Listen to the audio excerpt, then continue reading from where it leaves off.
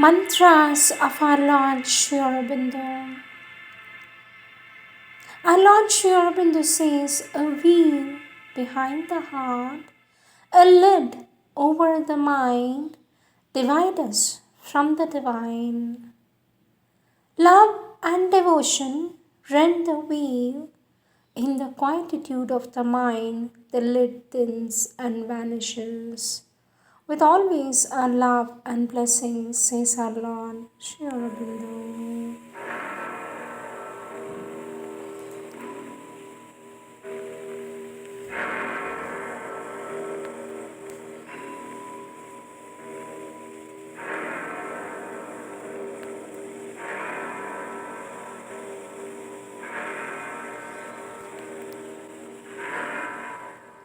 Words of our Divine Mother, taken from the collective works of our Divine Mother, Question and Answers of 1954, page 458, question. Sweet Mother, here it is written, the final victory is certain. If it is the divine will, why is it not each victory certain? For this, our Divine Mother says, no, this is not what it means. La plus dure, la plus rigide, la plus étroite, la plus suffocante. J'ai touché un ressort tout puissant qui m'a projeté d'un seul coup dans une immensité sans forme et sans limite,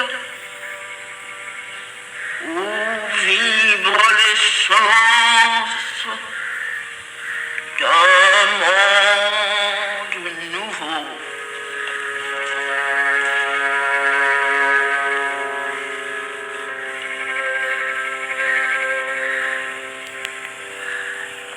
At the very bottom of the unconscious, most hard and rigid and narrow and stifling, I struck upon an almighty spring that cast me up forthwith into formless, limitless vast,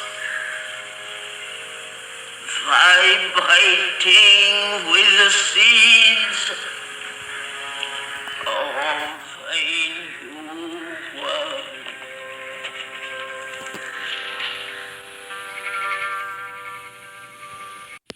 And Divine Mother says, no, this is not what it means. It means that finally the victory is certain. Whatever may be the course of events and the ups and downs and the difficulties and the different issues of the different conflicts, at the end of the curve, one is sure of the victory. For the divine is sure to be victorious. It may take a longer or a shorter time. I have said in English, I use finally, that finally no human will can prevail against the divine's will. Here, finally means in spite of everything, what we may call the divine patience. In spite of all divine patience, there is given a moment when human will exhausts its strength and the divine will prevails. We always measure time by our small human duration, but naturally the divine forces do not have the measure as ours. And what seems to us long or uncertain is for them the most direct way, in spite of everything, to reach there. In the given set of circumstances, it is the most direct way to reach the goal. This goal is the expression of the divine's will, whatever it may be. So, what seems to us, for instance, a long, tortuous, uncertain road Seems so because we do not see the whole picture, because we only see a tiny part which is in our proportion. Our vision is very short behind, very short in the front. I mean the ordinary human vision. For example, there isn't one man in a million who can say what is going to happen to him 10 years hence, though he may make many plans and projects and yet try to organize his life, but he cannot say with certitude what will happen because his vision is very short. The divine's vision is not like that. Human vision is very short, very limited in space, very linear. This means that things follow one after another, while the vision of the divine is a global vision which sees the problem in all its totality, not only on the surface but in the depths also, and contains all the elements of the problem and resolves it without neglecting any point. But man follows a straight line, and all that escapes his straight line and which does not care for would not be done if it were he who decided things. Whereas the march of the divine is a global march which takes in the whole universe in its entirety and goes forward on the most direct road in relation to this universe and this set of circumstances. And the most direct road may be circular. It is not necessarily a straight line, says our Divine Mother.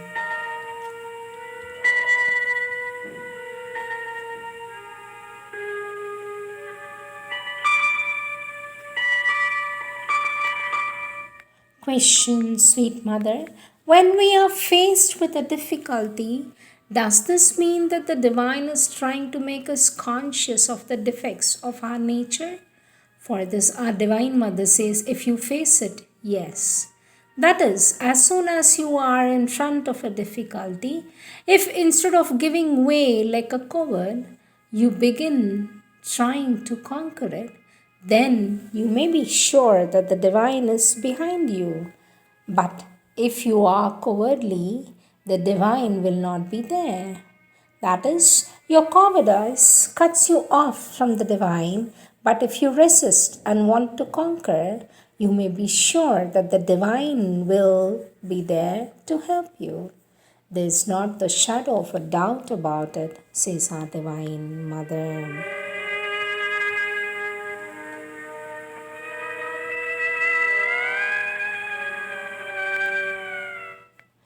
Question, sweet mother. If a difficulty comes, does this mean that the divine is trying to make us conscious of the defects of our nature to show us that we have defects? For this, our Divine Mother says, but think of what you're saying. If by having a difficulty you become conscious, you see, it does not mean that the divine created the difficulty to make you conscious. Your question seems to say that. But it isn't true. One can say, from an altogether impersonal point of view, that the adverse forces, which of course are responsible for all difficulties, that the adverse forces are tolerated in the world as far as they serve to make the world completely conscious. This indeed is true, but it seems to me a very human way of putting it, because it would be said that as long as the world is not perfectly conscious, this allows the existence of these adverse forces. That is, it conditions them. The world's unconsciousness conditions the existence of these forces. So one can as well say this as they say that the forces are tolerated as long as the world is unconscious. These are two very opposite ways of saying the same thing, and neither is perfectly true, but both contain something correct, yet something is quite different. And in fact, if you want to say the thing exactly, one can say things are like that because they are like that. This is the only way of not making a mistake. If you say the world is like that because it is like that, then you are here, you're sure you're saying something approximately correct. Approximately. But if you try to explain, you will see an atom in the world and will take this atom for an explanation. Our Divine Mother says, human mind is linear in its actions. It sees the ideas one after another. Naturally, when one speaks, it is even 10 times worse. One is obliged to say one word after another, and this becomes frightful. But most people, almost all human beings, think linearly. They think one thing after another. They can't think of many things at once. Only very few individuals are capable of thinking of, say, about 12 things or 20 things at the same time. You can try, you will see it. You think things one after another, and again one after another. The succession may be fast, but it is a succession. It is a very different kind of vision, a very different functioning, not of the mind, but of the intellectual powers, which can see things in their totality and all at the same time. But even when you seem like that, if you want to try to describe it either by writing or speaking, you can't put down everything at the same time, nor say everything at the same time. You are obliged to use one word after another. So it becomes necessary. It destroys the truth of the thing. It becomes linear, which means the truest things cannot be said. Everything one says is always a diminution of the truth, says our Divine Mother.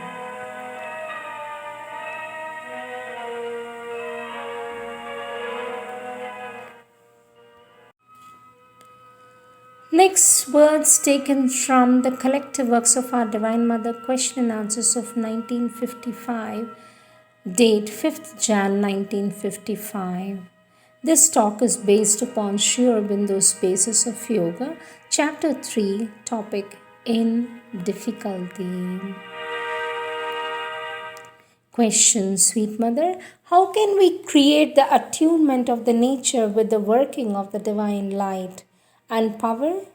For this, our Divine Mother says, first you must be conscious of the kind of attunement you want to realize. You must first become aware of the points where this harmony does not exist. You must feel them, understand the contradiction between the inner consciousness and certain outer moments. You must become conscious of this first, and once you're conscious of it, you try to adapt the outer action, outer moments to the inner ideal. But first of all, you must become aware of the disharmony.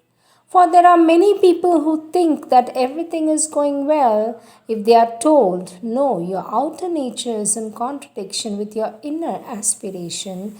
They protest because they are not aware. Therefore, the first step is to become aware, become conscious of what is not in tune. To begin with, says our Divine Mother, most people will say, what is this inner consciousness you're telling me about? I don't know it. So obviously, they cannot establish any harmony if they are not even conscious of something within which is higher than their ordinary consciousness. This means that many preparatory stages are needed, states of awareness before being ready for this harmonization. Our Divine Mother says you must first of all know what the inner aim of the being is. The aspiration, the descending force, what it receives, everything must become conscious. And then afterwards, you must look at the outer moments in the light of this inner consciousness and see what is in tune and what is not. And then, when you have seen what does not harmonize, you must gather the will and aspiration to change it and begin with the easiest part. You should not begin with the most difficult thing. You should begin with the easiest, the one you understand the best, most easily, the disharmony which seems most evident to you. Then, from here, gradually you will go to the more difficult and more central things. Why do you happen to twist your ankle? Says our Divine Mother.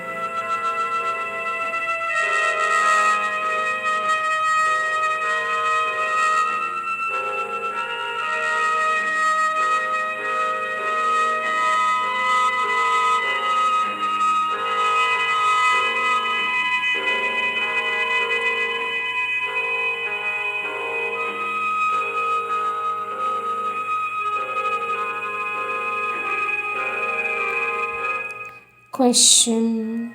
Not to be depressed means, sweet mother, for this our Divine Mother says not to be depressed, it's extremely important.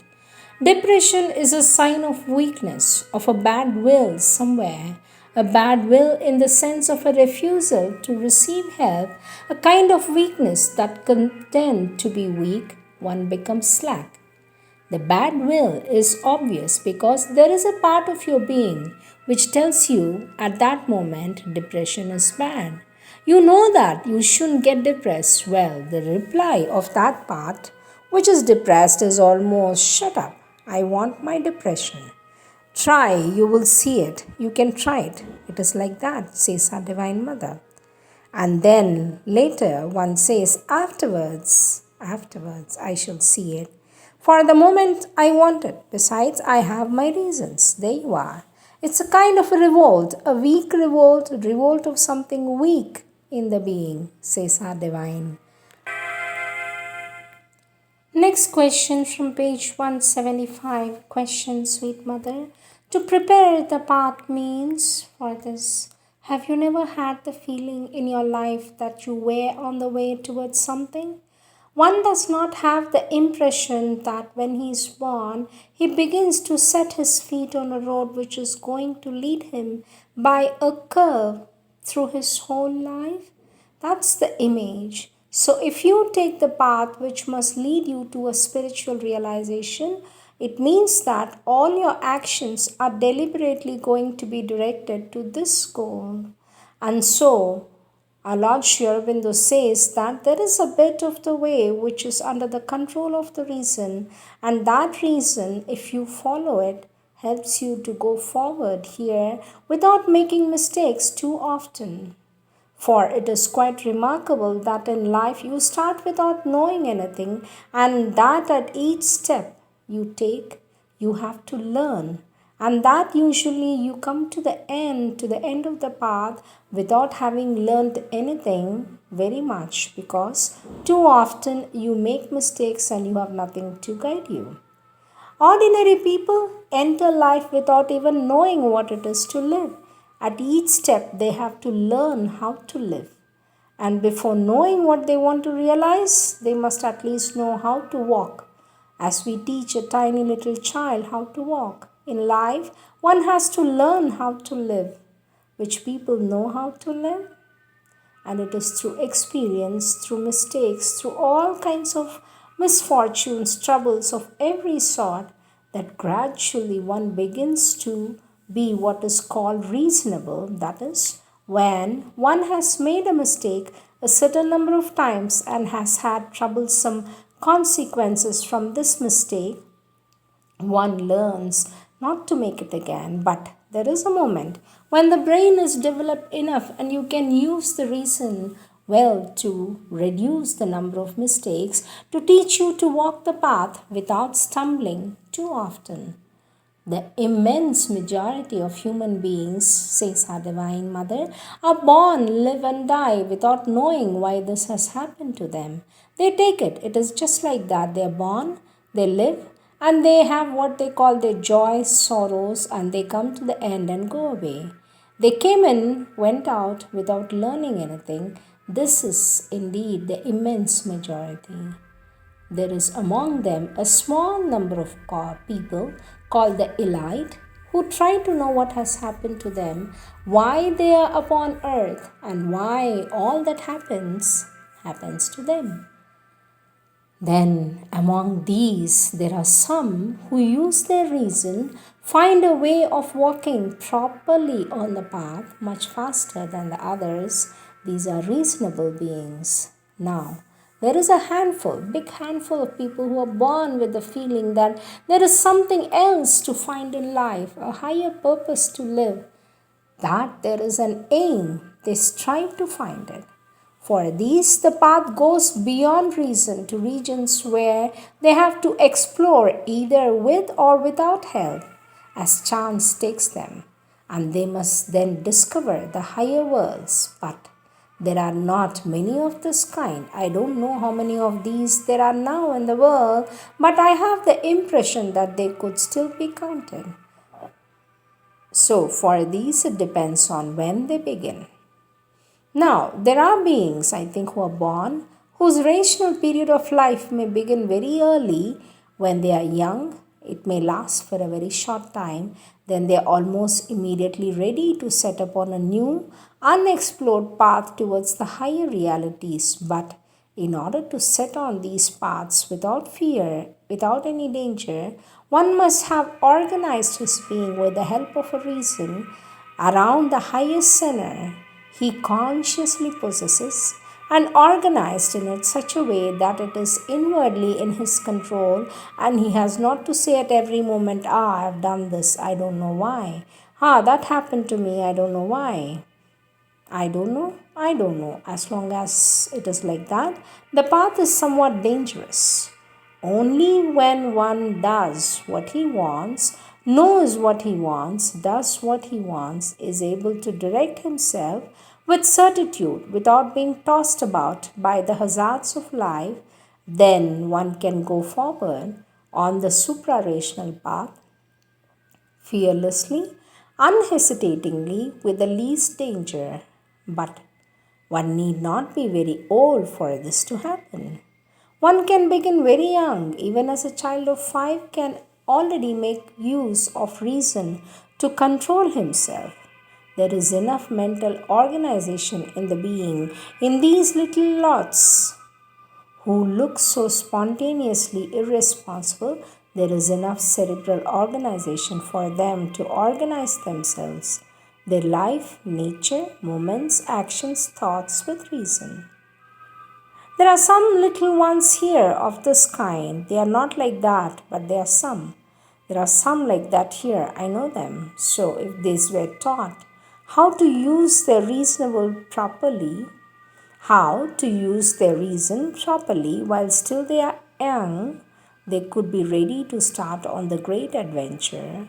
They would gain much time, but one must not set out on this road with a baggage of impulses and desires, for that brings along all kinds of serious disturbances, says our Divine Mother.